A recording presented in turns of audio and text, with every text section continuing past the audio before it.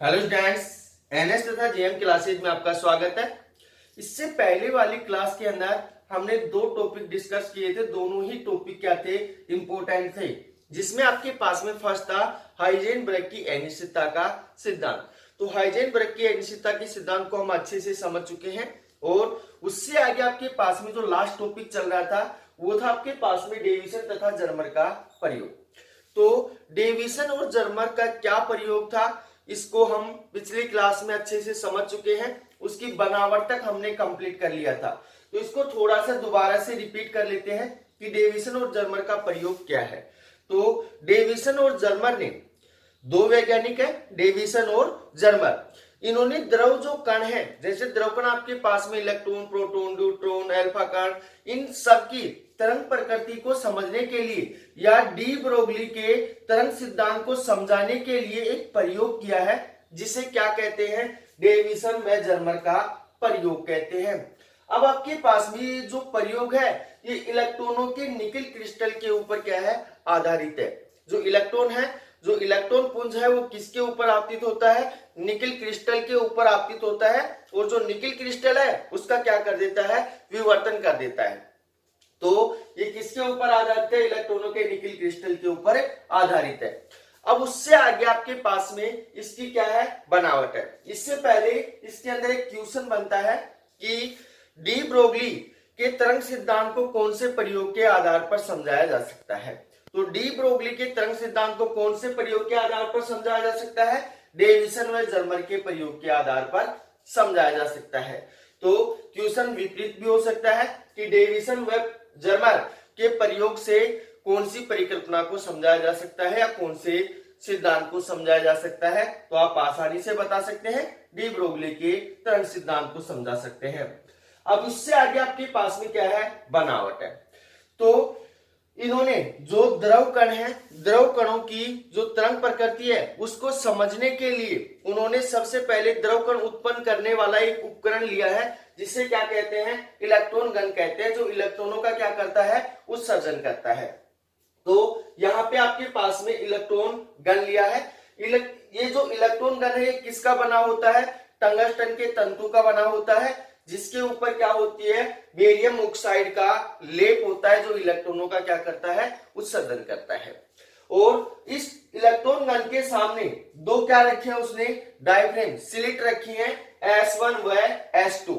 अब आपके पास में स्लिट क्यों रखी है? क्योंकि इलेक्ट्रॉन गन से उत्सर्जित होने वाले जो इलेक्ट्रॉन है वो सभी दिशाओं के अंदर फैली हुई अवस्था के अंदर होंगे, परंतु ये जैसे ही स्लिट से गुजरेंगे तो स्लिट से गुजरने के पश्चात ये क्या करते हैं? किरण पुंज के रूप में आ जाते हैं, एक पुंज के रूप में आ जाते हैं, एक सीधी रेखा के रूप में आ जाते हैं। तो अब आपके पास में इसका साधारण सा उदाहरण रखें तो यहाँ पे डायफ्रेम का उपयोग क्यों किया गया है? मान लो आपके पास में क्या है? पानी है, वो खुला बह रहा है। तो पानी को अगर हम किसी पाइप से गुजारेंगे तो पाइप से गुजारने के पश्चात पानी क्या हो जाता है? एक पुंज के रूप में आ जाता है, एक सीधी रेखा के रूप में आ जाता है। बाहर जो पानी है वो क्या है? सभी दिशाओं के अंदर फैला हुआ है, परंतु जैसे ही वो किससे गुजरता है? पाइप से गुजरता है, तो क्या आ जाता है? एक पुंज के रूप में आ जाता है। तो उससे आगे इन दोनों डायफ्रेम को सामने एक क्या रखा है? निकिल क्रिस्टल रखा है, जिसको हम लक्ष्य भी बोल सकते हैं। क्या बोल सकते हैं? लक्ष्य बोल सकते हैं। अब आपके पास में जो निकिल क्रिस्टल है ये क्या करता है? विवर्तन ग्रेटिंग की तरह कार्य करता है, क्योंकि जैसे ही इलेक्ट्रॉन किरण पुंज इसके ऊपर क्या होंगे? आपतित होंगे, तो ये सभी इलेक्ट्रॉन जो पुंज है उनका क्या कर देगा? विवर्तन कर देगा। और विवर्तन होने के पश्चात वो किसके सामने, किसके ऊपर जाते हैं? जो हमने वर्ताकार पैमाना लगा रखा है, वर्ताकार पैमाने के ऊपर हमने क्या लगा रखा है? एक संसूचक या आयनन कक्ष लगा रखा है। अब आपके पास में जो संसूचक या आयनन कक्ष है इसका क्या कार्य है? अब आपके पास में जो संसूचक या आयनन कक्ष है वो निकिल क्रिस्टल या लक्ष्य से जो विवर्तित इलेक्ट्रॉन है उनकी तीव्रता का क्या करता है?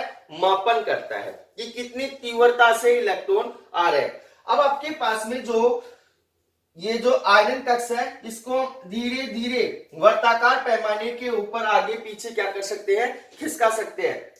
क्यों खिसका सकते हैं? खिसका इसलिए सकते हैं क्योंकि हमें जो निकिल क्रिस्टल है इससे विवर्तित जो इलेक्ट्रॉन है उनकी तीव्रता का क्या करना है, मापन करना है।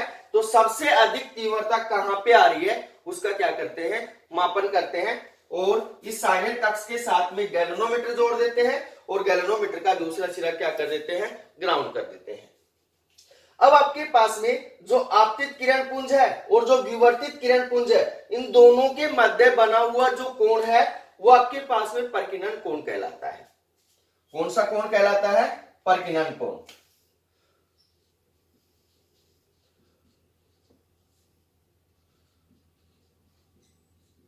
तो ये आपके पास में कौन सा हो गया, परकिन कोण थीटा हो गया।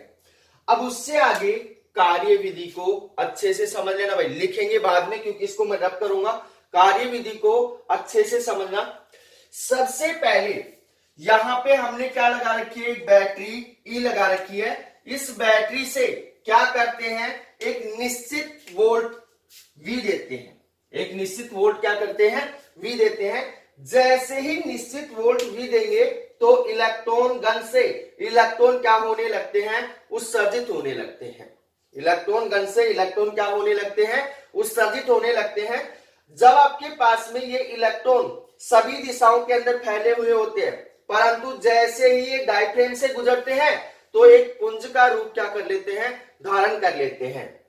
उसके पश्चात जब ये इलेक्ट्रॉन किसके ऊपर आपतित होते हैं, निकिल क्रिस्टल के ऊपर आपतित होते हैं, तो निकिल क्रिस्टल जो है इन किरण पुंजों को क्या करता है, विवर्तित कर देता है।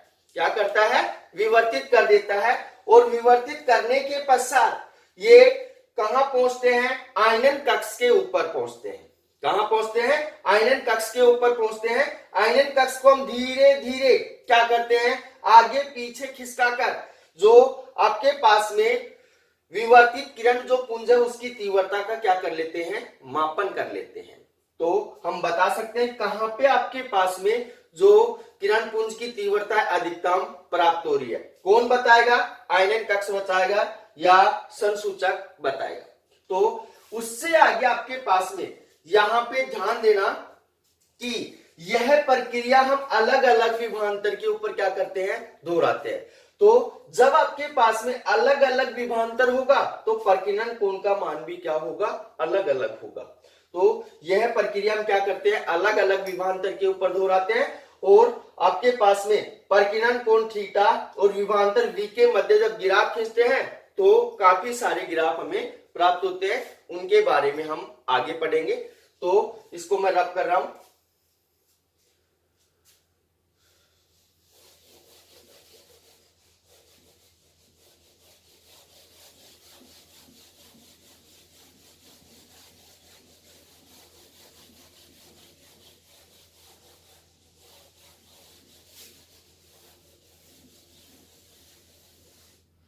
तो इसकी बनावट के अंदर हमने 3 पॉइंट महत्वपूर्ण पॉइंट पढ़े थे। पहला था आपके पास में इलेक्ट्रॉन गन, दूसरा था आपके पास में लक्ष्य या निकिल क्रिस्टल, तीसरा था आपके पास में संसूचन या आयनन कक्ष।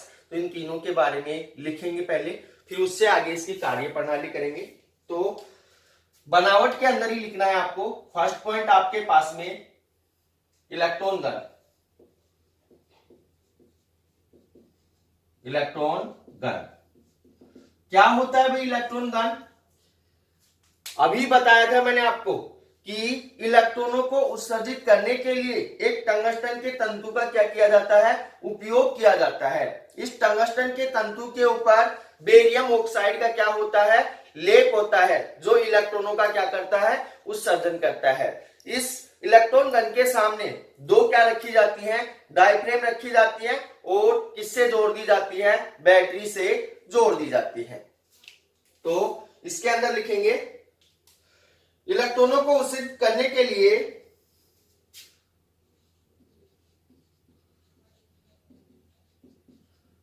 इलेक्ट्रॉनों को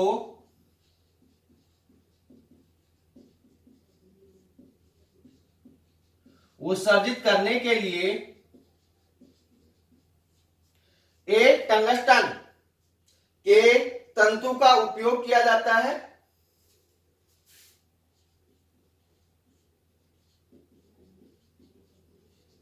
एक टंगस्टन के तंतु का उपयोग किया जाता है, उपयोग किया जाता है, जिस पर बेरियम ऑक्साइड का क्या होता है, लेप लगा होता है, जिस पर बेरियम ऑक्साइड का लेप लगा होता है।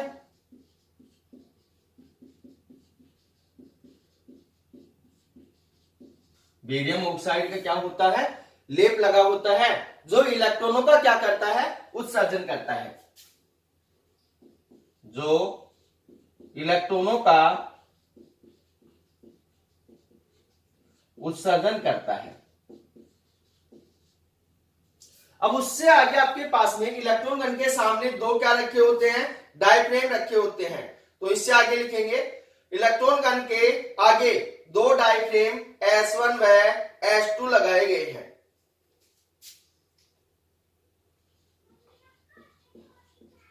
इलेक्ट्रॉन गन के सामने दो डायफ्रेम S1 व S2 लगाए गए हैं, लगाए गए हैं, जिनसे गुजरने के पश्चात इलेक्ट्रॉन एक पतले पुंज का रूप धारण कर लेते हैं। आगे लिखेंगे इनसे गुजरने के पश्चात इलेक्ट्रॉन एक पतले पुंज का रूप धारण कर लेते हैं। तो आगे लिखेंगे एक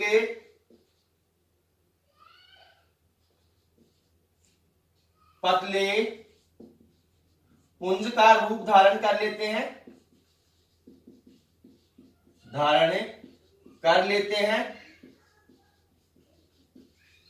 तो यहां पे अगर आपसे पूछा जाए कि डायफ्रेम का क्या कार्य है, तो आप आसानी से बता सकते हैं कि डायफ्रेम से गुजरने के पश्चात जो इलेक्ट्रॉन है एक पतले पुंज का क्या कर लेते हैं, रूप धारण कर लेते हैं। उससे आगे आपके पास में निकिल क्रिस्टल या लक्ष्य सेकंड पॉइंट है। तो सेकंड पॉइंट आपके पास में है लक्ष्य या निकिल क्रिस्टल।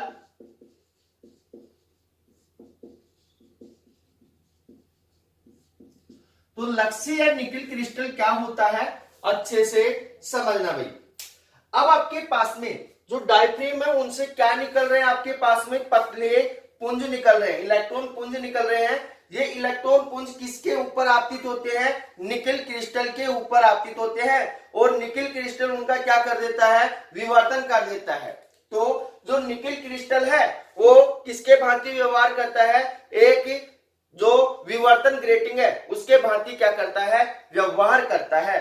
और आपके पास में जो निकिल क्रिस्टल है, निकिल क्रिस्टल के ऊपर परमाणुओं के मध्य जो दूरी होती है d बराबर कितना होता है, 2.15 एंगस्ट्रॉम होता है। कल मैंने आपको बता दिया था ये बात। तो क्या लिखेंगे इसके अंदर, एक निकिल क्रिस्टल लिया गया है, यहां लिखेंगे इसमें एक निकिल क्रिस्टल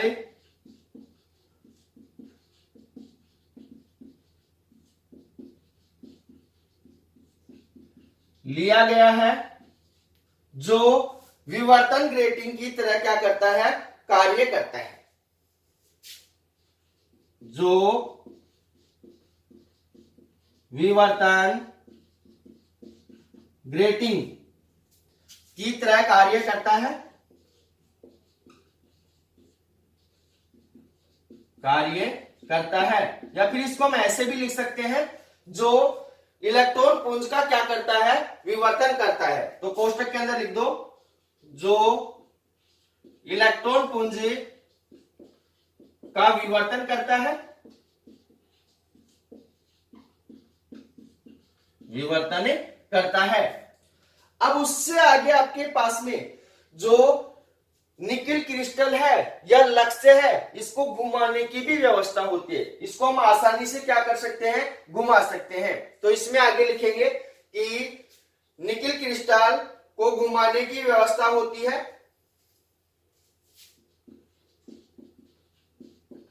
निकिल क्रिस्टल को घुमाने की व्यवस्था होती है और निकिल क्रिस्टल पर परमाणुओं के मध्य दूरी, यहां लिखेंगे निकिल क्रिस्टल पर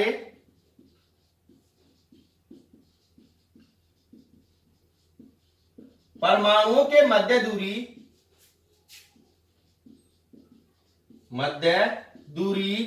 d बराबर कितना होता है अभी आपके पास में 2.15 एंगस्ट्रॉम होता है। इसकी आगे आवश्यकता पड़ेगी, ध्यान रखना भाई। d बराबर कितना होता है आपके पास में, d बराबर होता है आपके पास में 2.15 एंगस्ट्रॉम होता है। तो ये होगा आपके पास में लक्ष्य या निकिल क्रिस्टल। अब उससे आगे आपके पास में है संसूचक या आयनन कक्ष। तीसरा जो पॉइंट है आपके पास में वह आपके पास में संसूचक या इसको आप बोल सकते हो आयनन कक्ष। तो संसूचन या आयनन कक्ष क्या होता है अच्छे से समझना कि आपके पास में निकिल क्रिस्टल से जो विवर्तित इलेक्ट्रॉन है उनकी तीव्रता का मापन करने के लिए इसका उपयोग किया जाता है, संसूचक या आयनन कक्ष का उपयोग किया जाता है।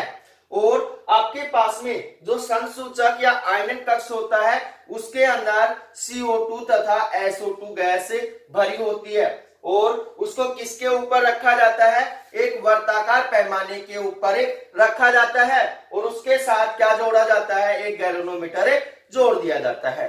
तो लिखेंगे किसको इस प्रकार से,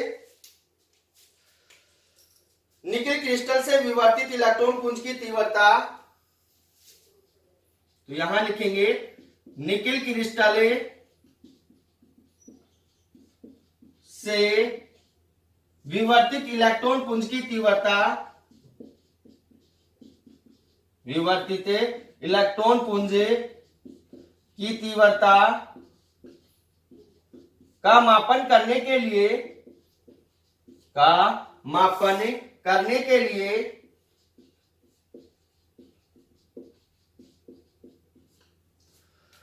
संसूचक या आयनन कक्ष का उपयोग किया जाता है।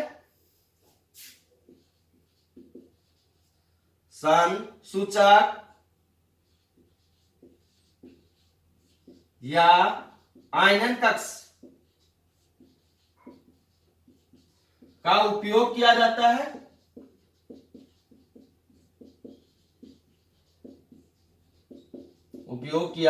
जाता है और आपके पास में जिसमें CO2 तथा SO2 गैस भरी होती है, जिसमें CO2 तथा SO2 गैस भरी होती है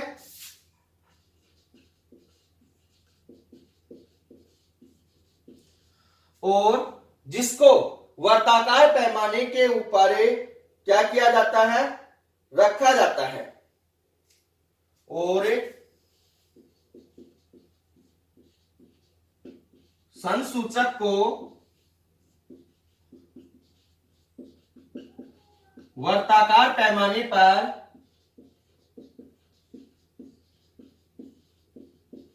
रखा जाता है, वर्ताकार पैमाने पर रखा जाता है और इसे गैल्वेनोमीटर से जोड़ दिया जाता है और इसे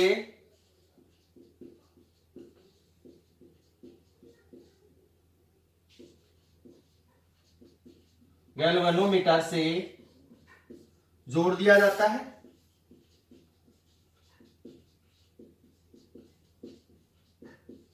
जोड़ दिया जाता है।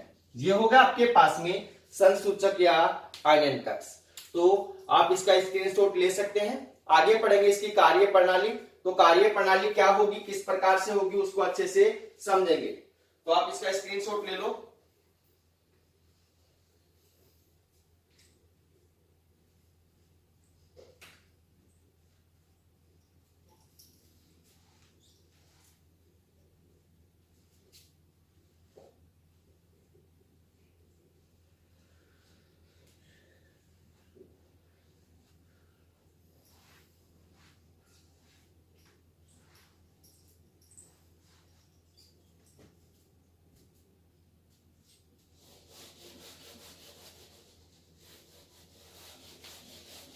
अब इससे आगे आपके पास में टॉपिक है कार्य प्रणाली।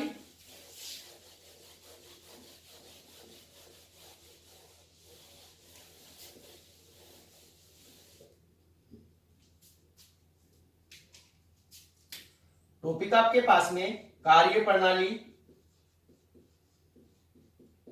या कार्य विधि।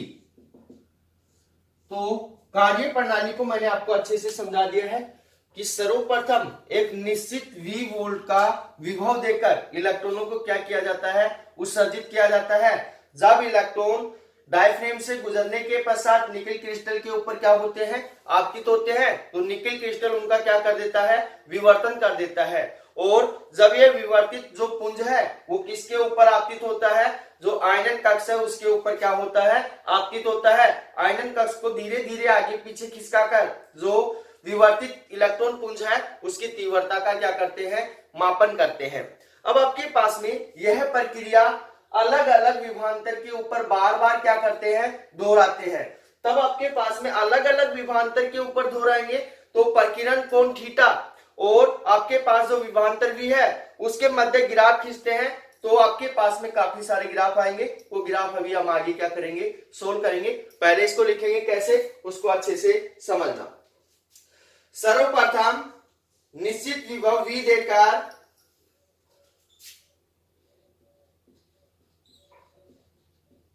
सर्वप्रथम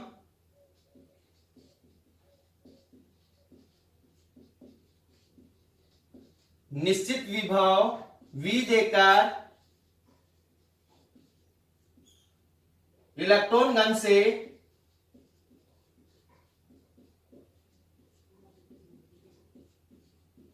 इलेक्ट्रॉनों को उत्सर्जित किया जाता है। इलेक्ट्रॉनों को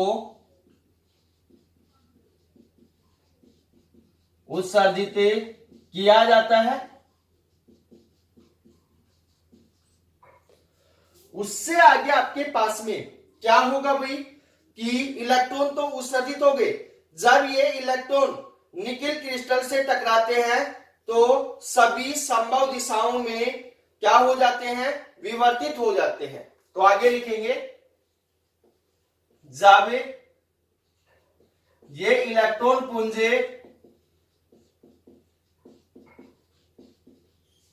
निकेल क्रिस्टल से टकराते हैं तो ये सभी संभावित दिशाओं के अंदर क्या हो जाते हैं, विवर्तित हो जाते हैं। तो ये सभी संभव दिशाओं में विवर्तित हो जाते हैं,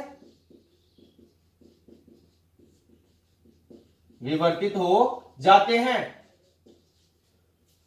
उससे आगे आपके पास में क्या करेंगे, जब ये विवर्तित इलेक्ट्रॉन पुंज आयनन कक्ष के ऊपर क्या होते हैं, आपतित होते हैं।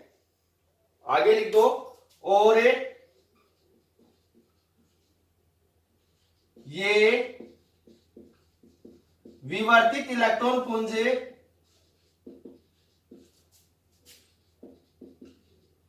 आयनन कक्ष पर आपतित होते हैं, आपतित होते हैं। उससे आगे क्या करेंगे, आयनन कक्ष को वर्ताकार पैमाने के विभिन्न स्थानों पर रखकर विवर्तित इलेक्ट्रॉन पुंज की तीव्रता का क्या करते हैं, मापन कर लेते हैं। तो आगे लिखेंगे कि आयनन कक्ष को वर्ताकार पैमाने आयनन कक्ष को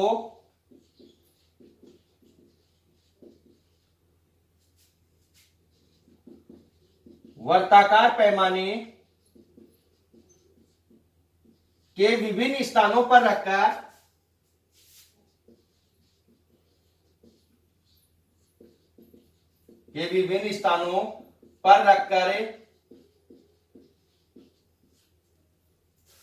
विवर्तित इलेक्ट्रॉन पुंज की तीव्रता का मापन कर लेते हैं। विवर्तित इलेक्ट्रॉन पुंज की तीव्रता का मापन कर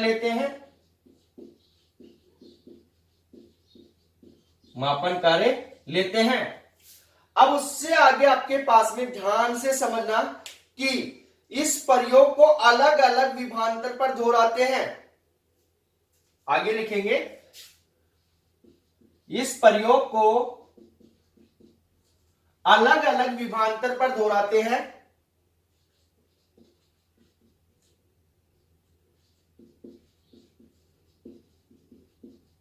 अलग अलग विभवांतर पर दोहराते हैं, तब आपके पास में क्या होगा भाई कि विभवांतर V तथा परिकीर्णन कोण थीटा के मध्य गिराफ खींचे जाते हैं तो निम्न गिराफ प्राप्त होते हैं। तब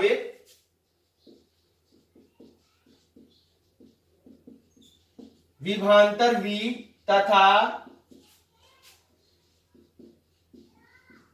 परिकीर्णन कोण थीटा के मध्य गिराफ खींचे जाते हैं,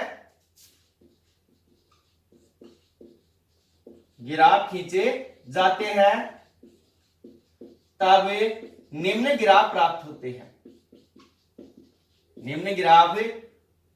होते हैं।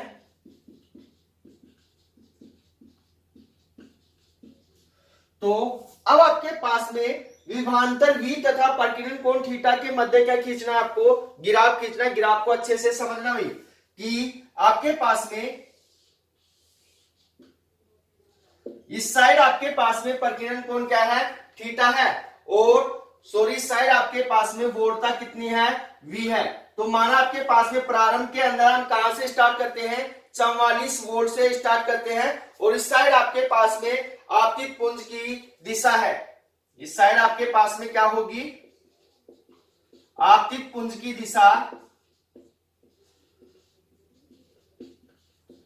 तो यहां पे ध्यान देना भाई कि जब आपके पास में वोल्टता कितनी होगी, 44 होगी, तब आपके पास में जो परिकीर्णन कोण होगा वो क्या होगा, विलुप्त अवस्था के अंदर होगा, वो आपको दिखाई नहीं देगा।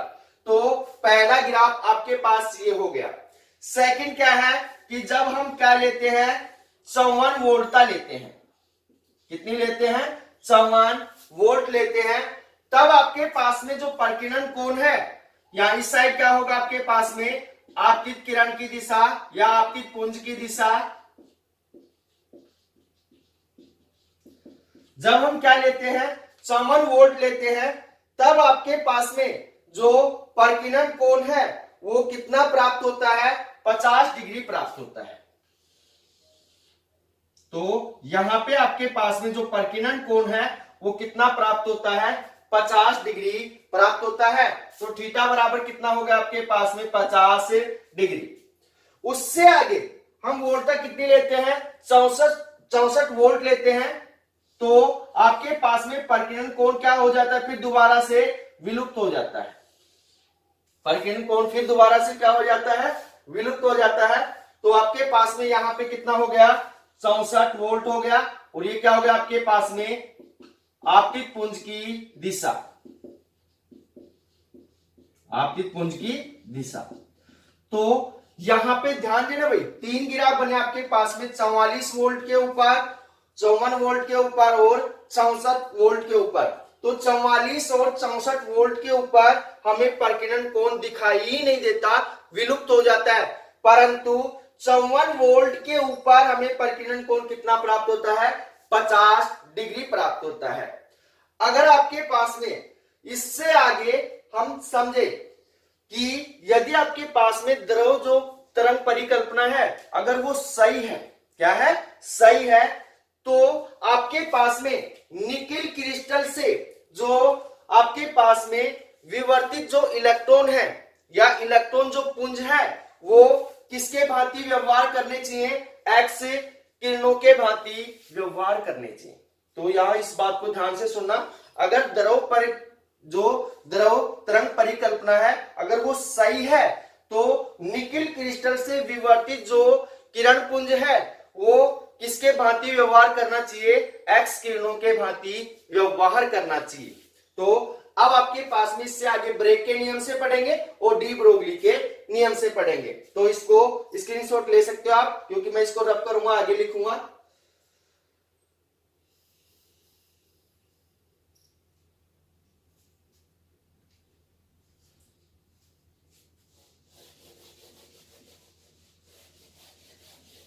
इन ग्राफ के नीचे आपको लिखना है, क्या लिखना है वो अभी मैं आपको बता रहा हूं।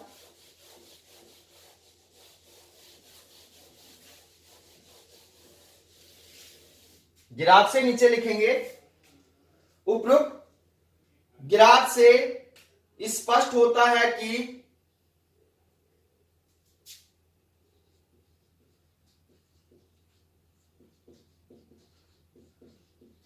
ग्राफ से स्पष्ट होता है कि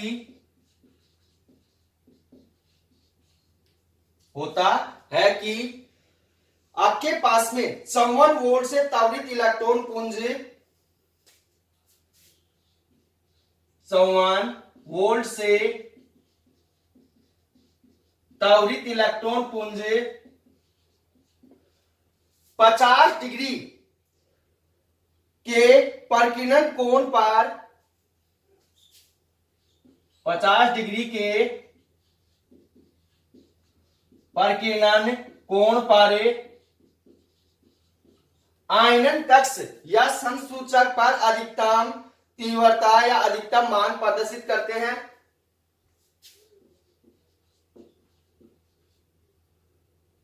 संसूचक या आयनन कक्ष पर अधिकतम मान या अधिकतम तीव्रता प्रदर्शित करते हैं।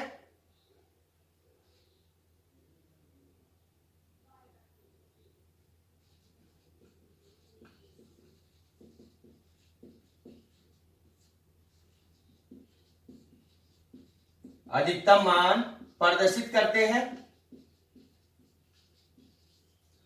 उससे आगे आपके पास में अधिकतम मान प्रदर्शित करते हैं, तो अब उससे आगे क्या लिखेंगे कि यदि वोल्टता 64 से अधिक कर दी जाती है तो प्रकीर्णन कोण क्या हो जाता है? लुप्त हो जाता है। यदि वोल्टता क्या कर दी जाती है? 64 वोल्ट से अधिक कर दी जाती है तो प्रकीर्णन कोण क्या होता है? लुप्त हो जाता है। तो आगे क्या लिखेंगे? यदि वोल्टता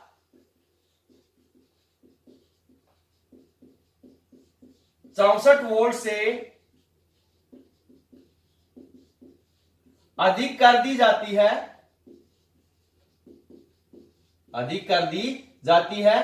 तब प्रकीर्णन कोण क्या होता है? लुप्त हो जाता है। तब प्रकीर्णन कोण लुप्त हो जाता है।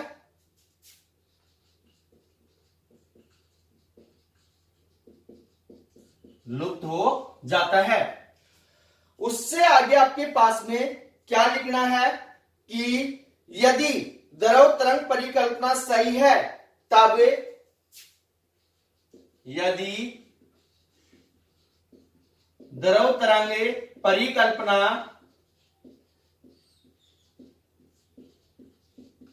सही है तो निकिल क्रिस्टल से जो विवर्तित जो आपके पास में किरण पुंज है वो एक्स किरणों के भांति क्या करना चाहिए, व्यवहार करना चाहिए।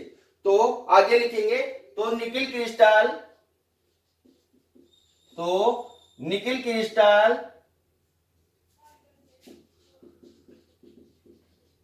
के परमाणुीय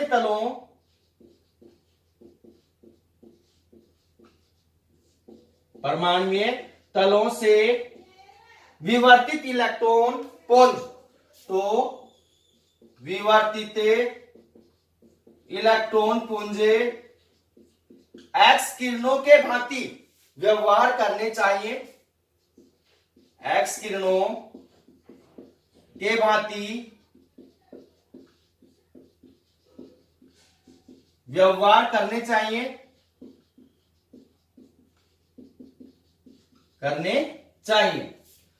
और क्या होना चाहिए, द्रव तरंगों के विवर्तन के लिए ब्रेग नियम प्रयुक्त होना चाहिए। आगे लिखेंगे, और द्रव तरंगों के लिए ब्रेग नियम पढ़ा रखा है मैंने आपको, ब्रेग नियम प्रयुक्त होना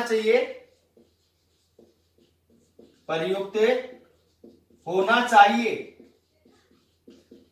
तो अब आपके पास में, इसलिए ब्रेग नियम से, आगे लिखेंगे, इसलिए ब्रेग नियम से आपके पास में, ब्रेग नियम से जो आपके पास में पथांतर आया था, कितना आया था आपके पास में, एन लैम्डा बराबर आया था आपके पास में D sine theta, N lambda बराबर कितना आया था, डी साइन थीटा आया था। अब आपके पास में यहां पे देखना कि जो निकिल क्रिस्टल है उसके ऊपर जो परमाणु है, परमाणु के मध्य दूरी कितनी होती है, डी बराबर होता है 2.15 एंगस्ट्रॉम होता है, और एन बराबर कितना है, 1 है। तो और थीटा बराबर कितना है आपके पास में, थीटा बराबर आपके पास में 50 डिग्री है। तो लैम्डा का मान निकालेंगे, तो लैम्डा बराबर कितना हो जाएगा आपके पास में, डी साइन थीटा बटे कितना हो जाएगा, एन हो जाएगा। डी का मान कितना है, 2.15 एंगस्ट्रॉम है, और थीटा का मान कितना है आपके पास में, 50 डिग्री है, एन का मान कितना है, 1 है। तो लैम्डा बराबर कितना हो जाएगा आपके पास में, 2.15 मल्टीप्लाई साइन कितना हो जाएगा, 50 बटे आपके पास में हो जाएगा 1। अब आपके पास में जो साइन 50 है, साइन 50 का मान कितना होता है आपके पास में, साइन 50 का मान होता है 0.766 होता है। तो ये मान उठाकर यहां डालेंगे, तो लैम्डा बराबर हो जाएगा 2.15 मल्टीप्लाई 0.766 बराबर आपके पास आएगा 1.65 पे एंगस्ट्रॉम। तो ये मान आ गया आपके पास समीकरण नंबर 1। तो यहां तक हमने किससे निकाला, ये जो तरंगदैर्घ्य है वो ब्रेग के नियम से निकाला है। आगे डी ब्रोगली परिकल्पना के अनुसार इलेक्ट्रॉन पुंज का तरंगदैर्घ्य, तो आगे लिखेंगे,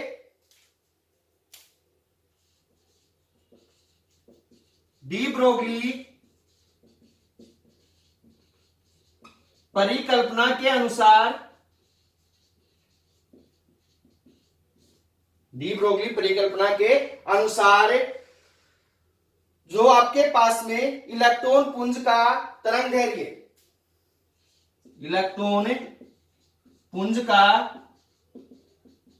तरंगदैर्घ्य, तो आपके पास में डी ब्रोगली परिकल्पना के अंदर मैंने फर्स्ट पॉइंट करवाया था कि आपके पास में इलेक्ट्रॉन पुंज का जो तरंगदैर्घ्य होगा, इलेक्ट्रॉन का जो तरंगदैर्घ्य होगा वो आपके पास में लैम्डा बराबर कितना आया था, 1.2 कितना आया था भाई आपके पास में, 27 बटे आपके पास कितना, √v, और मान किसके अंदर था, एंगस्ट्रॉम के अंदर था। अब आपके पास में यहाँ v बराबर वोल्टता कितनी है, 54 वोल्ट है। तो यहां लिखेंगे, चूंकि v बराबर कितना है आपके पास में, 54 वोल्ट है, ये मान उठाकर यहां डालेंगे, तो आपके पास में लैम्डा बराबर कितना होगा, 2.15 27 बटे आपके पास कितना हो जाएगा अंडर रूट 54 और एंगस्ट्रॉम। तो इस मान को सोल्व करेंगे तो लैम्डा बराबर आपके पास में मान आएगा 1.67 एंगस्ट्रॉम। तो यह आ गया आपके पास में समीकरण नंबर 2।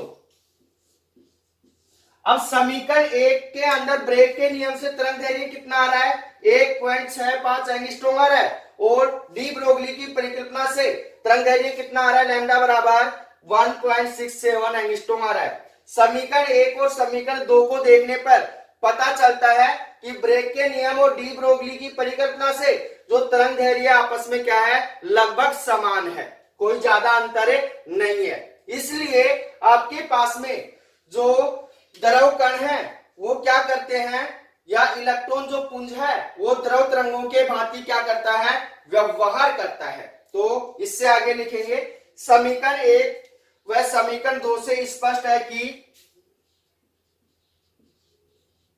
समीकरण 1 तथा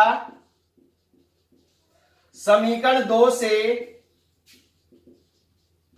स्पष्ट है कि ब्रेग नियम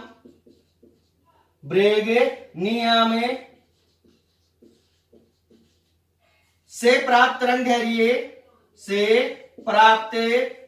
दैर्घ्य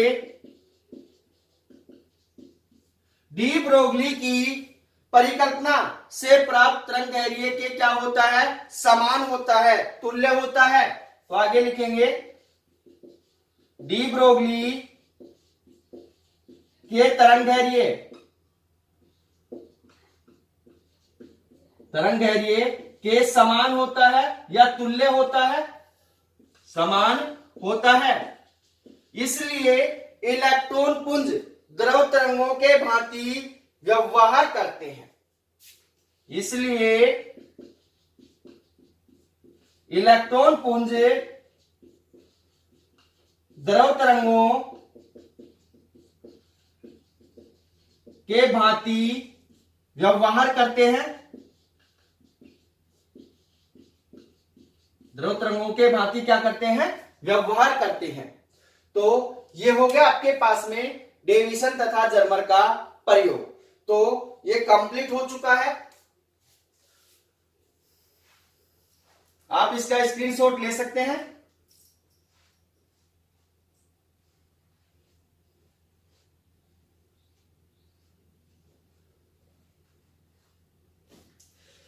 तो अपना 13वां चैप्टर कंप्लीट हो गया भाई। तो 13वें चैप्टर के अंदर किसी भी भैया बहना को किसी भी टॉपिक में कोई प्रॉब्लम है तो आप कमेंट्स करके या व्हाट्सएप पे मैसेज करके बता सकते हैं, उस टॉपिक को अच्छे से दोबारा समझा दिया जाएगा। तो अगर वीडियो आपको पसंद आया है तो लाइक कीजिए, शेयर कीजिए तथा हमारे YouTube चैनल को सब्सक्राइब कीजिए। तो मिलते हैं एक छोटे से ब्रेक के बाद। धन्यवाद।